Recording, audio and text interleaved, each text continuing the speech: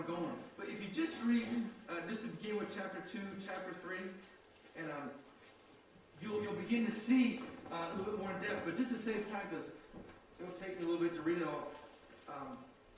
Just read that in your time this week, and you'll really begin to understand. But here's what I want to get at, is this. So many times in our lives we go through periods of wondering if God cares or if God's even there for us. Have anybody's ever done that? Like we go through times where our prayers feel like they hit brassy ceilings, where it's like, God, have you even heard us? I mean, ever get like that? Or like you've been praying for the same thing forever and like you get no answers? Or have you ever like seen God move like this morning where two people were healed for sure, and some of the healings that maybe took place, we have to wait and see what the results are going to be. But regardless, you've seen two miracles at least, if not more, this morning, and then you come in tomorrow and say, God, did you even care? Have you ever gone through that? Or maybe you received a miracle, and then like a couple days later, you're like, God, are you even there? God, do you even care about what I'm going through? And I mean, I've done it. I've gone through that. And we see God do a miracle or an impossibility in our lives. We have it short-lived by the next need or impossibility. The disciples did that. If you look at, when Jesus fed the 5,000, then he fed the 4,000, the disciples had the same doubt with the 4,000 that they did with the 5,000, and there's 1,000 less. Isn't that crazy? When he fed the 5,000, they're like, oh, how are we going to do that? So then they go to the 4,000. How are we going to do that? You already know how he did it. That's the same God. It happens where the enemy, in the flesh, we go through life and we experience God. And like this morning, I can just feel the presence of God. And yet, oftentimes, Mondays are sometimes the hardest days for me because I forget the presence of God. The world starts hitting you back in the face, and things are coming like, oh, God, do you even care? God, are you even there? We can't forget that all things are possible with God. We can't. We have to stop forgetting what God has done. And that's why it's important to journal. That's why it's so important to write down what God is doing, what God has done, and what God is going to do. We forget that God is awesome and powerful. We forget about His love that He has for us. We forget about His provision and timing. How many times have you been praying for something and God's timing isn't all our time? We know that. But God's timing is what we would call sometimes last minute timing. It's almost like at the last possible minute God comes through. Well, it's not the last possible minute. It's God's perfect timing. And I tell you, I've experienced it, and I've experienced it where we needed like a financial miracle, and at the last possible day that it can come, it comes in abundance. And then guess what happens next month? Oh, God, do you even care? Well, I know He cares because He already provided for me. But you see, that's what we go through.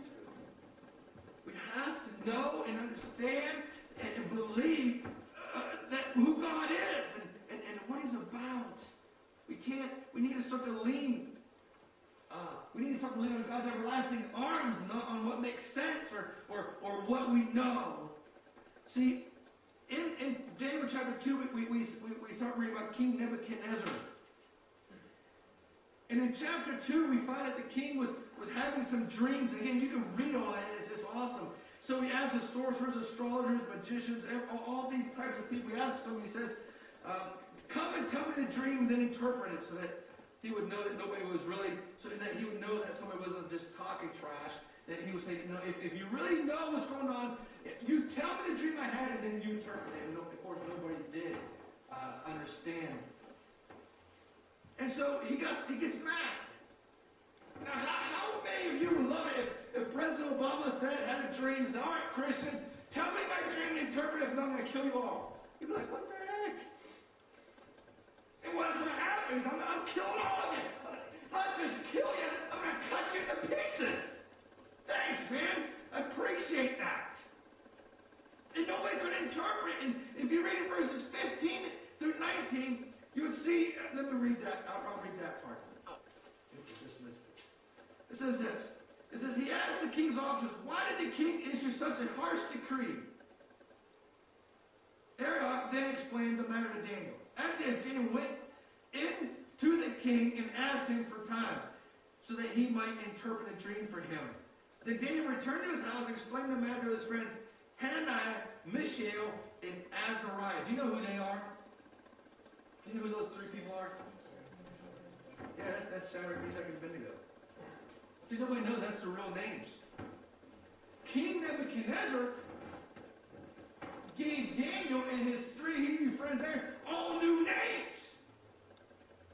When Daniel went back and he consults his friends and look, man, we got to pray about this, and we're going to believe that God's going to give us everything. He's going to give us the dream and the interpretation. And God did. And when they went back to the king and interpreted all, and told him the dream and interpreted all, king, here's what's crazy. Let me get back on track for a second.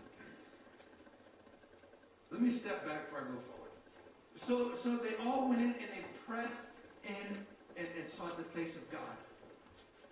And they began to plead to God, God, we need to know the dream and we need to know the interpretation. Now listen. Verse 24, let me read that. Then Daniel went to Arioch, whom the king had appointed to execute the wise men of Babylon, and said to him, do not execute the wise men of Babylon. Take me to the king, and I will interpret his dream for him. Now listen what happened. Daniel heard from God the dream and the interpretation. The Shadrach, Meshach, and Benka, I just say them names, I know them better than the other ones. Just have a habit. But they all pressed into God, sought his face, believed, expected, and received. They did not come to a place and say, you know what, God, you must not care because we're going to get executed, persecuted, cut to pieces. They didn't go to the victim mentality. They went to the victorious mentality that God is in control and God has it under control and that God can reveal it to them. Daniel says, look, don't execute all of these people. Don't execute the astrologers, the magicians. Look, he's saying, look, don't execute the lost. A lot of these people are lost. And he was interceding. He was standing in the gap. He could have let them guys be cut into pieces, but he said, no, man, I'm adding to what he said. But he said, do not slay them, do not murder them, do not execute them. But he was staying in the gap for the lost. He was staying in the gap. And in verse 47, the king states that there, surely your God is the God of all gods and the Lord of kings, and mysteries reveal all mysteries, and promote Daniel and his three friends. So when Daniel goes and interprets the dream and explains the dream and all that stuff, man, King Nebuchadnezzar is excited. He promotes them. The king had an encounter with God. The king had his need met, his impossibility met by God. It was awesome. And then in chapter 3, now look, we just went from chapter 2 to chapter 3. I don't know how much time was truly in between there, but just in chapter 3, King Nebuchadnezzar had this great idea. Now look, he just said in chapter 2 at the end of it, that man, that Daniel's God is the God of all gods. In chapter 3, he builds a golden image that he wants everybody to worship. And if you don't worship, you'll get thrown in the fiery furnace. He has already forgotten God. He has already forgotten how God met him right where he was at. Verse 8 says that the very wise men that Daniel asked the king to spare, the very ones that Daniel interceded and stood in the gap for, are the very ones that go and say, hey, king, guess who's not bowing down? Shadrach, Meshach, and Benka. The very ones that Daniel spared, and you would think that they would be indebted, and you would think that they would be, hey, and Daniel appreciates sparing lives. They're the very ones that are trying to get Shadrach, Meshach, and Abednego in the fire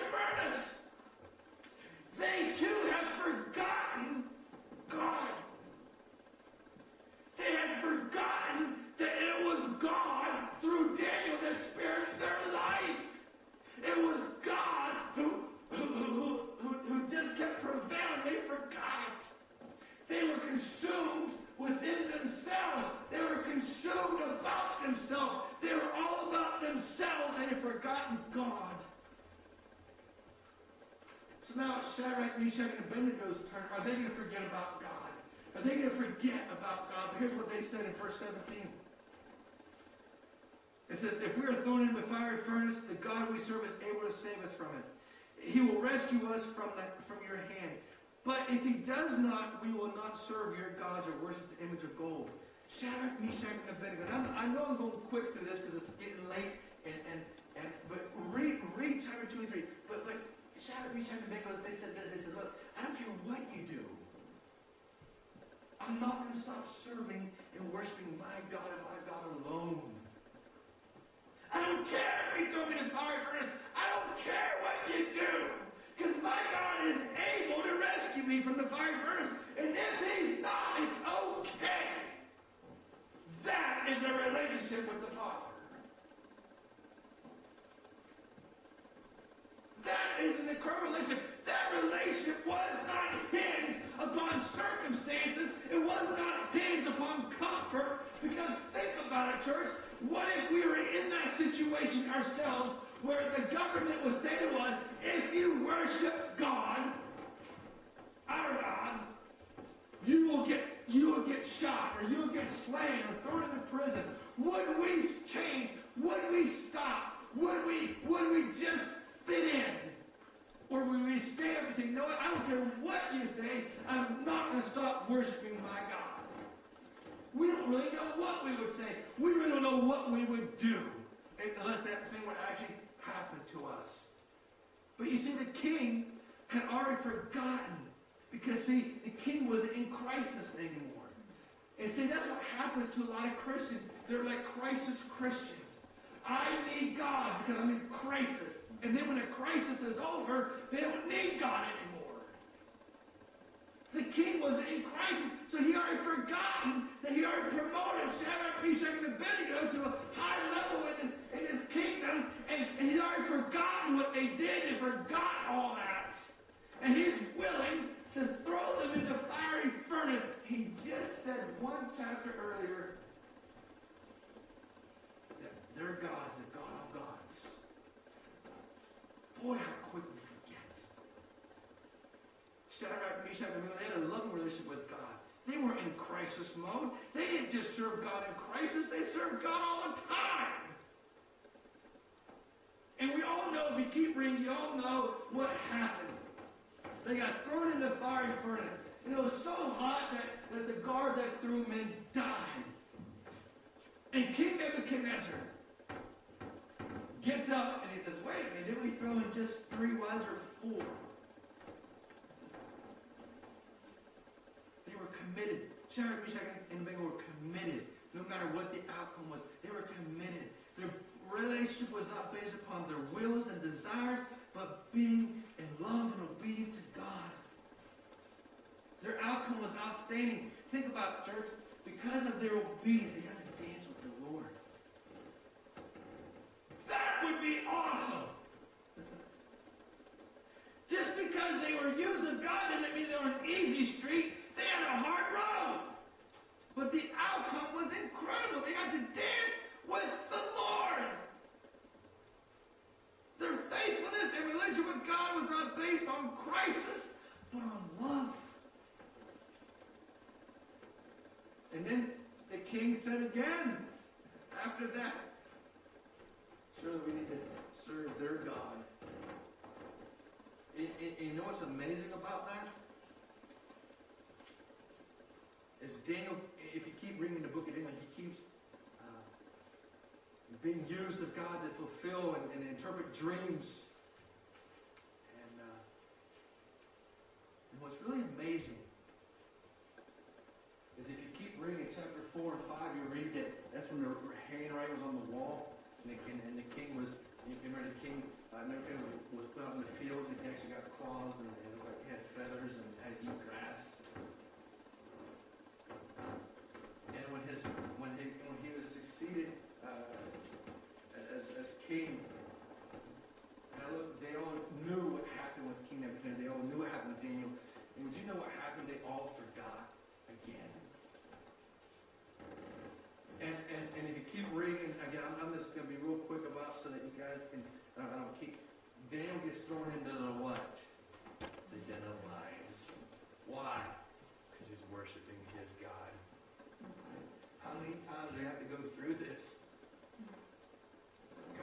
big offense. I would seriously think that thrown in the fiery furnace and not dying would be pretty intense, that somebody would never forget that, but they did. And we all know what happened with Den of Lions. Daniel goes in there, and instead of cursing God, being mad at God, he prays to God, and God closes the mouths of the lions, and he's able to spend all night with them. That would be a pretty neat experience. It wasn't that the lions weren't hungry. It wasn't that the lions were this and that. As soon as Daniel came out and they threw the people in, they were torn up alive. They just got eaten up. So you can't say when the lions weren't hungry or the lions were this and that. God intervened yet again because God had a plan and a purpose. God met the impossibility. So saints of God, here's what I want to close with. We don't need to be Christ as Christians. And we don't need to give up on the promise that God has given us. No matter what the outcome, no matter what the situation looks like, no matter what, we can't give up. We can't allow our emotions and our eyesight, our feelings, people deter us from what we know to be true and promise. So in other words, we can't allow situations and have you ever asked yourself why do these people get so blessed? Look at they're having such an ease in life, and they don't even serve you, God. Here I am serving you, and I'm going through all these valleys and trials and hardships. We can't do that. Remember, where's our treasure at? Heaven or earth? We're building it up in heaven. The thing of it is this, church. If you think of it like this, everything on earth, your whole lifespan, even if you live to be 112 years, what's 112 years in comparison to eternity? How can we even measure that? That's probably like a split second. So where do we really want our treasure at? On earth or in heaven? Does that mean that God's going to make your life miserable on earth? That's not what I'm saying. But what I'm saying is we need to just keep in tune with God. What is God saying? What is God wanting? What is God wanting us to do? What is God saying for us? I'm just as guilty. I've looked at some people's lives like, God, why do they have it so easy? God, why do they have it so easy? Why aren't they going through this? Why aren't they? And I finally come to a point where I said this, God, help me to quit being a whiner. And help me to just be excited about you. And then all of a sudden your perspective changes. Shadrach, Meshach, and Benka, when they're getting ready to throw in the fiery furnace, when Daniel's getting ready to throw into the lion's den, they weren't there, whining to God. I honestly think that they had an expectation that God was going to do something incredible and exciting, and they're kind of waiting to see what that was. And if it wasn't, my gosh, they get to spend eternity with God. They get to spend an eternity with God. That's exciting. Saints of God, this world will make you get depressed and frustrated. That's all we look at. But if we can look to the King of Kings and the Lord of Lords of this world, that we look to God and everything, man, our whole perspective changes. The whole perspective changes. When we can be positive unto God with everything that's thrown our way. I mean, Daniel, when he was approached, they approached him to kill him. He's like, well, wait a minute, God, you didn't even give me a chance to pray. You didn't even give me an opportunity to seek my God. He didn't panic. He didn't curse God. He didn't get mad at God. He just told him, look, man, at least give me a time to seek God. I'll get your answer for you. Man, do we have that much faith and trust in our God? If not, we need to get there. If not, we need to get there.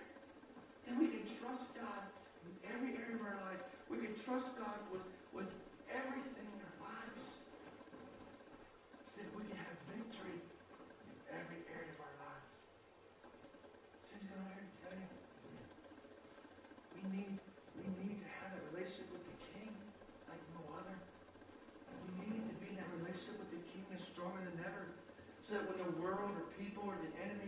life or impossibilities come at us in any direction, in any form, that we don't crumble underneath the pressure, but we just say, yes, Lord. Lord, whatever you want me to do, I'll do. I don't want to be a crisis Christian where I just come to God in crisis. I want to be in a good, awesome relationship with the King. And that's what it's all about.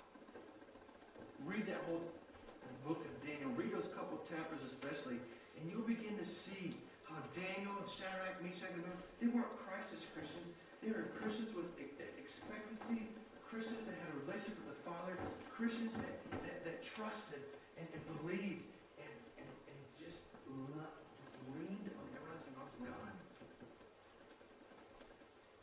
And they never forgot what God could do. Said to God, let's not, I don't want to live in the past. But what I do want to do is realize and remember how awesome God is. You've heard that saying about count your blessings one by one. You know, and then we say funny, really good Christian things like, well, I'll count all my blessings. And, you know, I'll probably fall asleep. There's so many, I never get to the end. Well, that's true. But do we do that? Do we really remember how awesome God is? Do we really remember what God has done? Do we really remember His miracles? Do we really remember His love, His mercy, His grace? The saved a sinner like me? Do we remember those things? His passion?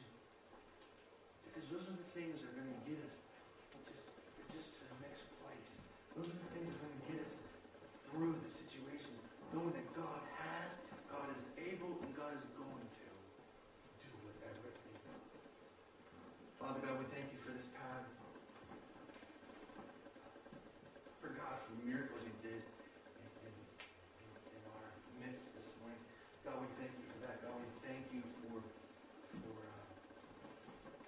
just everything you've done. God, you've done miracles every Sunday for the last couple of months.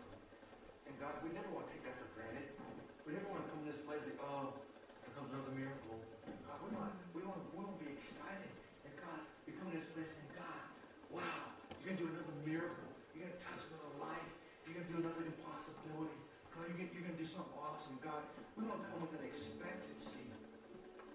And God, we can remember that, God, that if you heal this person, you can heal me. If you bless that person, you can bless me. God, if you did it for them, you can do it for me. That God, we remember as an encouragement. We won't be crisis Christians. We want to be solid Christians. Solid.